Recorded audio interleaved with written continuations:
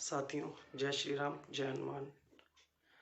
आज लाइव आने का कारण कुछ विशेष तो नहीं, बट मैं थोड़ा सा अपने गुरु बाबा नीम करौली जी महाराज और उनके महात्म्य और गुरु के रूप में उनसे कैसे मेरी भेंट हुई, इस विषय में कुछ चर्चा करना चाहता हूँ। और साथ ही बताना चाहता हूँ कि आज थर्सडे है, बृहस्पतिवार का दिन है, तो मैंने सोचा कि कुछ गुरु से संबंधित ही कुछ जानकारी आपके साथ शेयर कर ली जाए। और चूँकि आज की डेट में गुरु के विषय में काफ़ी भ्रांतियाँ लोगों के जहन में बनी हुई हैं कि गुरु क्या होता है, गुरु का जीवन में क्या पर्याय होता है। तो पहले मुझे भी गुरु के विषय में कोई जानकारी नहीं थी कि गुरु क्या होते हैं, या क्या जो आध्यात्मिक गुरु होते हैं, जो प्रवचन देते हैं, जो सत्संग देते हैं, वही गुरु होते हैं, या और भी गुरु के रूप में मार्गदर्शन करने वाले और भी जो प्रेरणा स्रोत होते हैं, उनसे हम मार्गदर्शन लेके आगे बढ़ सकते हैं, या अपने आध्यात्मिक सफ़र को जो है वो आगे गतिशील कर सकते हैं। तो मेरे जीवन में गुरु का वैसे कोई आध्यात्मिक गुरु का कोई महत्व नहीं था पहले, और ना मैंने कभी किसी गुरु के विषय में सोचा था कि मेरे को कोई गुरु प्राप्त होंगे या मेरे किसी गुरु से संपर्क होंगे, या मैं आध्यात्मिक सफ़र में अपने आप को अग्रसर करते हुए भक्ति मार्ग पे आगे बढ़ूँगा, या ऐसा कुछ मैंने सोचा नहीं था। लेकिन कुछ ऐसी चीज़ें हैं जो मैं आज आपके साथ शेयर करना चाहता हूँ, जो मेरे गुरु से संबंधित हैं, उनके महात्म्य से संबंधित हैं। मेरे कुछ एक दो छोटे अनुभव हैं जो मैंने हनुमान भक्ति के दौरान महसूस करे, या जो मैंने पाए कि जो कुछ अलग से मुझे महसूस हुआ मेरे जीवन में, कि कुछ ऐसे घटनाएं घटित हो रही हैं जो मैं अलग से महसूस कर रहा था। तो वो मैंने सोचा कि आज आपसे शेयर करूं।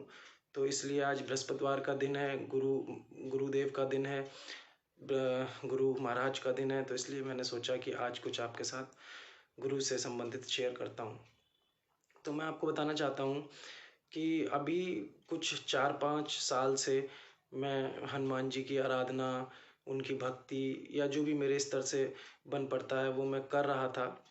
और सारी चीज़ें तो शेयर नहीं की जाती हैं, सभी का अपना अपना भक्ति का प्रारूप होता है। कोई मंदिर में जाके भक्ति करता है, कोई ध्यान के माध्यम से भक्ति करता है, कोई मंत्र के माध्यम से भक्ति करता है। तो अलग अलग भक्ति के जो है प्रारूप होते हैं, उनके माध्यम से लोग भक्ति करते हैं। तो मैं बस इतना ही कहना चाहूँगा कि मैं लगभग 2015 से लगातार हनुमान जी की अपने स्तर से जो भी जैसे भी भक्ति कर सकता हूँ वो मैं कर रहा था। तो हनुमान जी के प्रति मेरी आस्था थी, और मेरे वे इष्ट देव भी हैं। बचपन से ही हनुमान जी को मैं ज़्यादा पसंद करता था एक भगवान के रूप में, और उन्हीं की पूजा भी करता हूँ और कर रहा हूँ लगातार। लेकिन ऐसा कोई विशेष वो नहीं था कि मैं किसी गुरु से मेरा संपर्क होगा, या मैं गुरु के सानिध्य में आकर अपने भक्ति पथ को थोड़ा सा और अग्रशील करूँगा। तो उसी संबंध में आप लोगों को बताना चाहता हूँ कि अभी जब थोड़े दिनों से मैं कंटिन्यूसली लगातार हनुमान जी की भक्ति कर रहा था, तो एक व्हाट्सएप ग्रुप है। उस व्हाट्सएप ग्रुप में हमारे एक बहुत ही खास आदरणीय विश्वास सक्सेना जी हैं, उनका संपर्क पहले गुरु जी से हुआ होगा, आदरणीय विश्वास सक्सेना जी का बाबा नीम करौली जी महाराज से। तो वो एक बाबा जी की फ़ोटो हमेशा ग्रुप में भेजा करते थे, और वो एक ऐसे सौम्य मतलब छवि के एक प्रतीत होते थे। इंसान जो एक कंबल ओढ़ के बैठे हुए हैं गहन मुद्रा में, और हनुमान जी की भक्ति कर रहे हैं या ध्यान कर रहे हैं। वो बार बार एक फ़ोटो व्हाट्सएप पे आती थी, और उस व्हाट्सएप पे जब भी वो फ़ोटो आती थी तो मैं सोचता था अरे ये कौन है, और मैं उसको ऐसे खट आगे बढ़ा दिया करता था। कभी भी उस फ़ोटो पे मैंने ध्यान नहीं दिया कि ये कौन है, ये नीम करौली जी महाराज कौन है, या क्या इनका अस्तित्व है, या क्या मतलब मैंने कभी उस फ़ोटो पे ध्यान दिया ही नहीं, और वो फ़ोटो स्क्रॉल करी और ऊपर बढ़ा दी, स्क्रॉल करी और ऊपर बढ़ा दी। बल्कि मैं ये भी सोचता रहता था कि वो आदरणीय विश्वास सक्सेना जी क्या पोस्ट करते हैं, क्या नहीं करते हैं, तो मेरी समझ में नहीं आता था।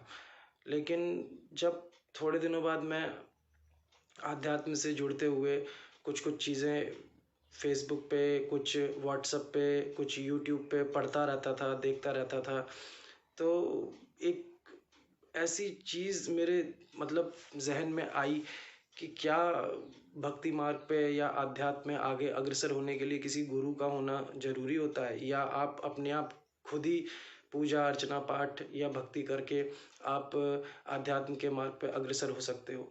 तो जब मैंने कई वीडियोस देखे यूट्यूब पे, कई बुक्स पढ़ी, तो बाद में सबसे अंत में ये सार निकला कि ठीक है, आप अध्यात्म के पथ पर अग्रसर होके पूजा पाठ कर रहे हो, अध्यात्म से जुड़े हुए हो, ध्यान कर रहे हो, कुछ भी कर रहे हो, लेकिन सही मार्ग में अग्रसर होने के लिए और लंबे आध्यात्म के और अग्रसर होने के लिए, एक लंबे समय के लिए अगर आप भगवान से सीधा जुड़ाव करना चाहते हैं, तो वाकई में हमारे शास्त्र और धर्म ये कहते हैं कि हमें एक गुरु की आवश्यकता होगी ही होगी, क्योंकि उन्हीं के सानिध्य में हम भक्ति मार्ग को प्राप्त करते हुए अपने आध्यात्म के मार्ग में अग्रसर हो सकते हैं।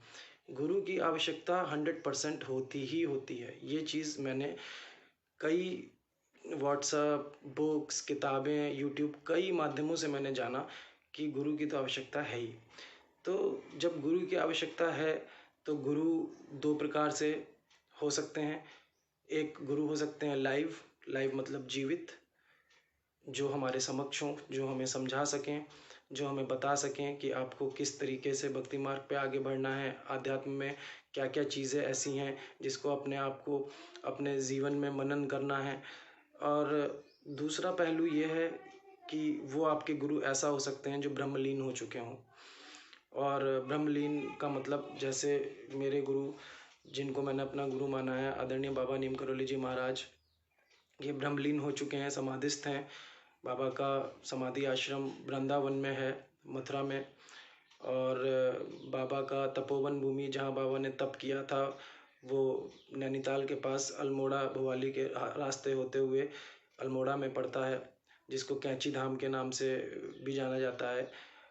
तो बाबा से जो जुड़ाव का समय मेरा आया, वो इस प्रकार आया कि मैं बेसिकली, जो गुरु होते हैं, जो आज के डेट में, आज के दिनांक में जो गुरु हैं, जिनका एक ऐश्वर्य होता है, एक गाड़ी होती है, और पीछे ढोल नगाड़े, घोड़े, बाजे, और एक ऐश्वर्य रूपी जो आप कह सकते हैं जो गुरु होते हैं, तो उनके ऊपर मेरी कभी आस्था नहीं थी, और मैं कभी उनके संपर्क में भी नहीं आना चाहता था। तो मेरे दिमाग में ऐसी ही छवि बनी हुई थी कि क्या गुरु ऐसे होते हैं जो ऐश्वर्य और बड़ी गाड़ी और बड़ी बड़ी मोटी मोटी चेन और इस प्रकार के रूप में होते हैं। तो मैंने अपने दिमाग में सोचा कि अगर मेरे कोई गुरु होंगे, तो मैं अपने गुरु की छवि अपने दिमाग में ऐसी बसाता हूँ जो सौम्य छवि के हों, बिल्कुल उनको देख के मंत्र मुग्ध हो जाऊं, और वो बिल्कुल उनकी काया, उनका रूप, उनका पहनावा, उनका जीवन, उनकी कार्यशैली इतनी सौम्य और इतनी सुगम और इतनी साधारण हो, जिनको देख के कुछ मैं भी सीख सकूं, या कोई भी व्यक्ति अगर सीखना चाहता है तो वो सरल, सौम्य, साधारण व्यक्ति के व्यक्तित्व से ही सीख पाता है। तो ऐसी छवि मेरे मन में गुरु की थी, पर विश्वास उठा हुआ था कि गुरु क्या ऐसे ही होते हैं जो वर्तमान में देखने को मिल रहे हैं, सुनने को मिल रहे हैं। तो इसलिए मेरा विश्वास उठा हुआ था। तो कभी मैं सोचा ही नहीं था कि मैं किसी गुरु से मेरा संपर्क होगा। तो इसी विचार के साथ में जब मेरे को पता चला कि गुरु की आवश्यकता तो जीवन में है ही, अगर आप आध्यात्म के मार्ग पे आगे बढ़ना चाह रहे हैं या बढ़ रहे हैं, और चूंकि मैं कंटिन्यूसली हनुमान जी की भक्ति कर रहा था, तो हनुमान जी में आस्था और विश्वास ज़्यादा था। तो इसी प्रकार एक दिन मैंने अपने मन में सोचा, और मैंने ऊपर वाले से प्रार्थना करी एक दिन ऐसी बैठे बैठे कि अगर मेरी भक्ति में कुछ आपको दिखता है, कुछ गहराई है, तो कृपया मेरे गुरु से मेरे को मिलवा दें। बट गुरु ऐसे हों जिनको देख के मैं मतलब मंत्रमुग्ध हो जाऊं, या जो आज के जीवन में जो गुरु हैं उनसे कुछ अलग हट के मेरे को गुरु मिले। तो जब मैंने रात में ये प्रार्थना करी हनुमान जी से, तो मुश्किल से एक ही दिन हुआ होगा, बिल्कुल सच बता रहा हूँ मैं आपको। और मैं जो है ऐसे ही व्हाट्सएप पे स्क्रॉल कर रहा था कुछ वीडियोस आध्यात्म से संबंधित, तो एकदम से मैं देखता हूँ कि बाबा नीम करोली जी महाराज का एक वीडियो मेरे समक्ष अपने आप आ जाता है, और मैं उनको देख के एकदम से रुक जाता हूँ। और जब मैं रुक जाता हूँ तो मैं उस वीडियो को देखता हूँ। तो जब वीडियो को मैं देखता हूँ तो उसकी स्टार्टिंग ही होती है कलयुग में हनुमान जी के अवतार बाबा नीम करोली जी महाराज। तो जैसे ही मैं ये सुनता हूँ कि कलयुग में हनुमान जी के अवतार बाबा नीम करोली जी महाराज, तो मैं एकदम से जो है उस वीडियो को देखता हूँ और लास्ट तक देखता हूँ। तो कई चीज़ें मेरे को उस वीडियो से संबंधित जानकारी, बाबा से संबंधित जानकारी प्राप्त होती हैं कि बाबा का कैंची धाम आश्रम कहाँ है। बाबा ने लगभग 100 से अधिक हनुमान जी के मंदिर अपने समय में निर्माण करवाए। बाबा जी हनुमान जी के परम भक्त थे। बाबा जी के डेवोटीज दूर दराज देश विदेशों तक आते थे। यहाँ तक कि मार्क जुगरबर्ग जो फेसबुक के जो सीईओ हैं, जब वो बिल्कुल संकट की घड़ी में थे, जब फेसबुक बिल्कुल बंद होने के कगार पे था, तो उनको कोई राह नहीं मिल रही थी, तो उन्होंने जो है नैनीताल का रुख किया। इसी के साथ ही एप्पल के जो संस्थापक थे स्टीव जॉब, उनके बारे में बताते हैं कि जब वो बिल्कुल टूट गए थे तो उनको कोई राह नहीं दिख रही थी, तो उन्होंने कैंची धाम का रुख किया। तो ऐसे बड़े बड़े उदाहरण हैं, और बड़े बड़े भक्त भी हैं जो डेवोटीज़ हैं बाबा के, और जो कैंची धाम में जाते हैं, बाबा पे विश्वास करते हैं, बाबा के सिद्धांतों पे चलते हैं, बाबा के जीवन काल से कुछ प्रेरणा लेते हैं। तो जब मैंने वो वीडियो देखा तो मैंने देखा कि मैं तो हनुमान जी की भक्ति कर रहा हूँ, और जो ये बाबा हैं ये हनुमान जी के ही अवतार हैं, हनुमान जी के ही बहुत बड़े भक्त रहे, हनुमान जी की ही भक्ति में इन्होंने पूरा जीवन व्यतीत कर दिया, और एक कंबल में ही अपना पूरा जीवन व्यतीत कर दिया। एक कंबल में ही रहे, रूखी सूखी रोटी खाई, लोगों से संपर्क करके लोगों से जो मिला उसी को अपने भोजन के रूप में ग्रहण करा। तो इतना सरल सौम्य जीवन, और उसके साथ में इतना सरल सरल सौम्य स्वरूप देख के मैं मंत्रमुग्ध हो गया। मैंने कहा ये तो बाबा जो हैं, बाबा नीम करोली जी महाराज, इनको तो मैं कुछ दिन पूर्व एक व्हाट्सएप के ग्रुप पे भी फ़ोटो को देख रहा था, पर मैंने कभी महत्व नहीं दिया, स्क्रॉल करा और ऊपर कर दिया। बट आज मुझे पता चला कि ये हनुमान जी के अवतार हैं, और मैंने एक दिन पहले ही हनुमान जी से प्रार्थना करी थी कि मुझे मेरे गुरु से मिलवा दीजिए, जो सरल सौम्य छवि के हों, जिनको देखकर जीवन में कुछ सुधार करते हुए अपने आध्यात्म के पथ में अग्रसर हुआ जा सके। तो जैसे ही मैंने वो वीडियो पूरा कंप्लीट करा, तो मैंने सोचा कि कैंची धाम तो मैं भी जाऊंगा, और मेरे को जाना भी चाहिए जब हनुमान जी के अवतार हैं और मैं हनुमान जी की भक्ति कर रहा हूँ। तो आप यकीन नहीं करेंगे, इंस्टेंटली उसी दिन रात में लगभग 12 बजे के लगभग की बात है, मैंने ट्रेन देखी। तो मैंने देखा कि जो नैनीताल हल्द्वानी के लिए जो काठगोदाम की ट्रेन जा रही हैं, वो बिल्कुल आखिरी ट्रेन है। बिल्कुल आखिरी ट्रेन का मतलब उस दिनांक के बाद में, जाने और आने के बाद में जो 2 दिन मुझे लगने थे, उसके बाद में फिर 3 माह के लिए ट्रेन बंद हो रही थी, क्योंकि पटरी पे ट्रैक पे कार्य चल रहा था। तो जब 3 महीने के लिए ट्रेन वो बंद हो रही थी, तो इसके चलते मैंने सोचा कि दर्शन अभी ही कराऊं, क्योंकि मैं गाड़ी से जाने का कहीं इच्छुक नहीं होता हूं। तो मैंने सोचा ट्रेन से जाना है तो मैं फटाफट रिजर्वेशन करवा लेता हूं जाने का और आने का, और मैंने जाने आने का रिजर्वेशन करा लिया उसी दौरान। और आप यकीन नहीं करेंगे कि मैं वहाँ गया, मैंने बाबा के दर्शन करे, और दर्शन करने के बाद मैं कैंची धाम में मत्था टेकने के बाद में जिस दिन मैं वापस आ रहा था, वो 3 माह से पूर्व की लास्ट ट्रेन थी जो हरिद्वार आ रही थी। उसके बाद में 3 माह तक कोई भी ट्रेन ना काठगोदाम जानी थी ना आनी थी। तो आप ये देखिए, जिस दौरान मेरा बाबा से संपर्क व्हाट्सअप के ग्रुप के माध्यम से, और उसके बाद में जब यूट्यूब के माध्यम से जब उनसे संपर्क हुआ, तो दूसरे दिन ही हनुमान जी की कृपा से मैं कैंची धाम हो आया और बाबा के दर्शन भी कराया। और उसके बाद में कुछ 1-2 अनुभव मेरे साथ में ऐसे घटित हुए जो मैं आपको शेयर करना चाहता हूँ, जब से मैं कैंची धाम से होके आया, और उसके बाद में फिर कंटिन्यूसली बाबा के सिद्धांतों पे कुछ एक दो बुक्स भी लेके आया जो पढ़ रहा हूँ, उससे कुछ कुछ आध्यात्म के बारे में सीख रहा हूँ।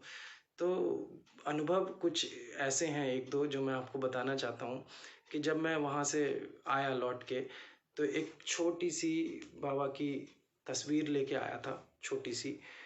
तो जब वो मैं तस्वीर लेके आया तो उसमें एक तरफ हनुमान जी की फ़ोटो थी और एक तरफ बाबा की फ़ोटो थी। तो मैंने जब उसे, उनकी फ़ोटो को, ये जो फ़ोटो लगी हुई है बड़ी वाली, जब इसको स्थापित करा, तो इसके ऊपर मैंने एक हनुमान जी की फ़ोटो भी लगाई छोटी, जो एक ही फ़ोटो मैं वहाँ से लेके आया था। एक तरफ बाबा की फ़ोटो, एक तरफ हनुमान जी की फ़ोटो। तो मैं ये चाह रहा था कि एक फ़ोटो मैं छोटी बाबा की और नीचे रखूँ। तो मैं अपने मन में सोच रहा था कि मैं तो ये एक ही फ़ोटो लेके आया हूँ, काश 2 फ़ोटो ले आया होता, तो एक फ़ोटो हनुमान जी की तरफ से रख देता और एक फ़ोटो बाबा की तरफ से रख देता। मतलब 2 फ़ोटो इस्तेमाल कर लेता, लेकिन एक ही लेके आया मैं, छोटी वाली फ़ोटो। खैर कोई बात नहीं, मैंने इतनी बात कही थी कि उसके बाद में मैं दूसरे कमरे में गया तो मेरी बिटिया आई और मेरे से बोली कि डैडी वो तो 2 फ़ोटो हैं, आप तो एक फ़ोटो की बात कर रहे थे।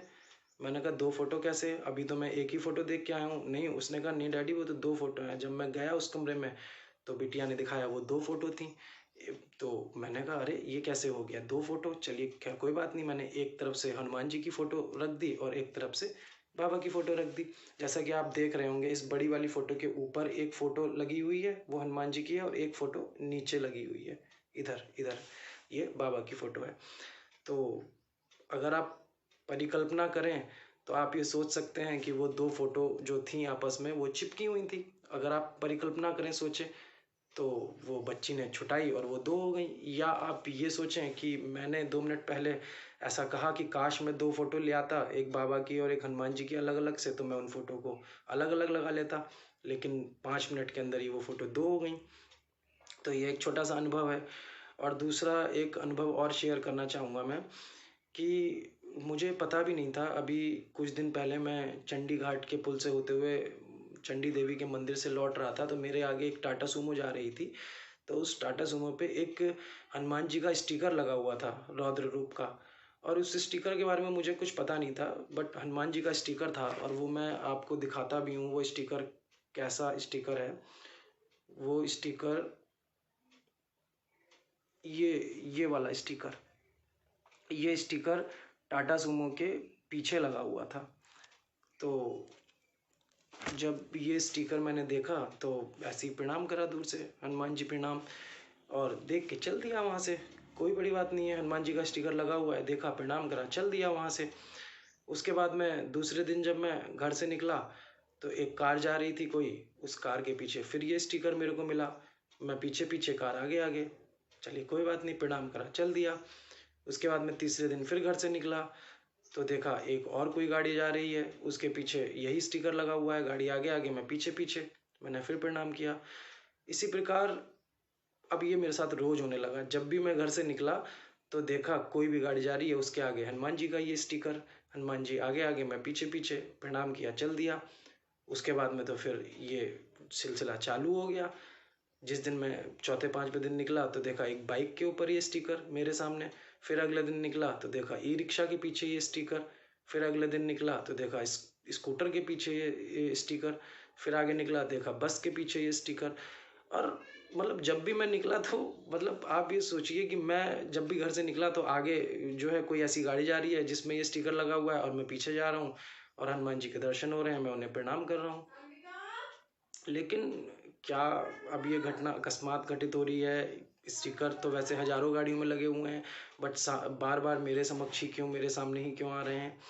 तो ऐसे ही फिर मैं एक दिन अपनी वाइफ के साथ जा रहा था बाइक पे, तो मैंने वाइफ से ऐसे ही जिक्र करा, मैंने कहा आज तुम्हारे साथ बाइक पे निकला हूँ और मेरे साथ में एक घटना घटित हो रही है कि बार बार एक हनुमान जी का स्टिकर है वो मेरे समक्ष आ जाता है किसी भी गाड़ी पे लगा हुआ, चिपका हुआ।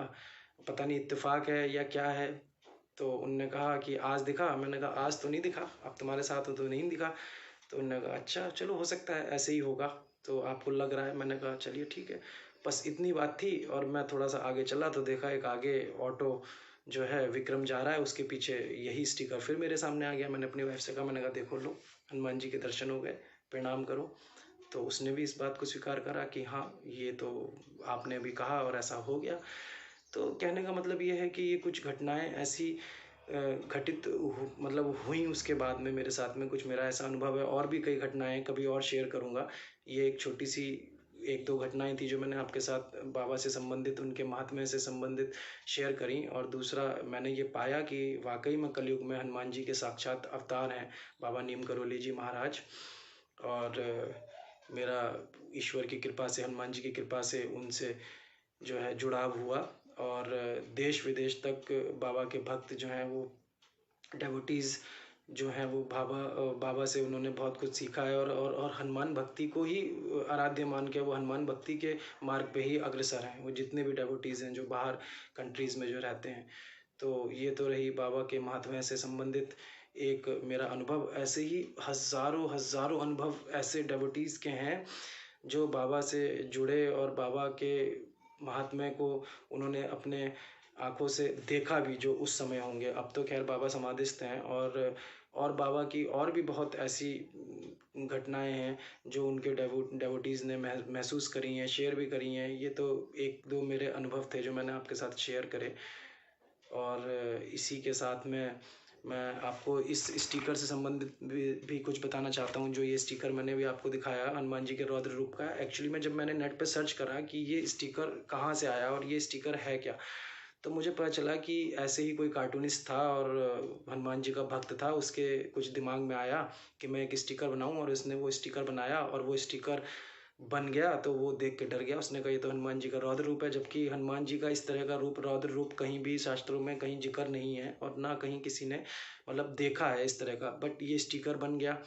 तो उसने कहा अच्छा। तो फिर उसके बाद में खैर वो स्टिकर इतना ज़्यादा पॉपुलर हुआ कि वो फिर एक स्टिकर पब्लिश होके पूरे इंडिया में, मतलब वो फैल चुका है। वो हर गाड़ी पे आपको कहीं ना कहीं देखने को मिल जाएगा। अगर आप की नज़र पड़े तो आपको भी दिखेगा कि हाँ, वो स्टिकर किसी ने गाड़ी पे, किसी ने टाटा सुमो पे वो स्टिकर चिपकाया हुआ है और बैक साइड में चिपका होता है, और वो स्टिकर रौद्र रूप में है।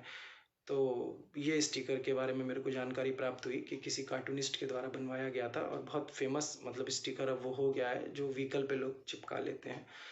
और आज भी कंटिन्यूसली इस स्टिकर के मतलब मुझे किसी गाड़ी पे किसी माध्यम से दर्शन होते ही रहते हैं। 1-2 दिन, 3 दिन, 1 दिन होते ही रहते हैं जब भी मैं बाहर निकलता हूँ। और अभी लगभग 1-2 दिन पहले फिर दर्शन हुए। एक मैम है, उनका कोई बेटा है, तो उसने जो है वो स्टिकर बनाए होंगे, तो फेसबुक पे उसने डाले हुए थे और वो मेरे साथ में मैम जुड़ी हुई हैं, तो वो स्टिकर फिर मेरे सामने आने लगे। तो मैंने कहा देखो, ये स्टिकर तो बार बार आ ही रहे हैं, बार बार इनके दर्शन हो ही रहे हैं हनुमान जी के। तो बस ये 1-2 छोटे से अनुभव थे। और बाकी इसी के साथ में आप लोगों से कहना चाहूँगा, स्टे होम, सेफ होम। कोविड-19 से बचाव के लिए यही एकमात्र उपाय है हम लोगों के पास कि हम लोग घर में रहें, सुरक्षित रहें। और इसी के साथ आप लोगों से अभी फ़िलहाल आज के लिए विदा लेना चाहता हूँ। वीडियो थोड़ा लंबा हो गया है, आगे कभी मिलूँगा तो कुछ अनुभव होंगे तो शेयर करूँगा। और बाकी सभी से कहूँगा, भक्ति मार्ग पे आगे बढ़ें, ईश्वर का ध्यान करें। और कोई अगर अच्छे गुरु से जुड़ाव होता है तो जुड़ें भी उनसे। बाकी तो मेरे को बहुत अच्छा लगा कि मेरा बाबा से जुड़ाव हुआ और ऐसे गुरु मिले जो समाधिस्थ हैं, जो लाइव तो जीवित है नहीं कि उनसे कुछ पूछ के कुछ सीखा जा सके। हाँ, उनके सिद्धांतों पे और उनके विचारों पे और जो उनका जीवन यापन का जो नज़रिया था और जो था, उससे कुछ देख के कुछ सीखने को मिले थोड़ा बहुत, तो वो सीख लिया जाएगा। बाकी आप लोगों से अभी के लिए फ़िलहाल विदा लेता हूँ। जय श्री राम, जय हनुमान।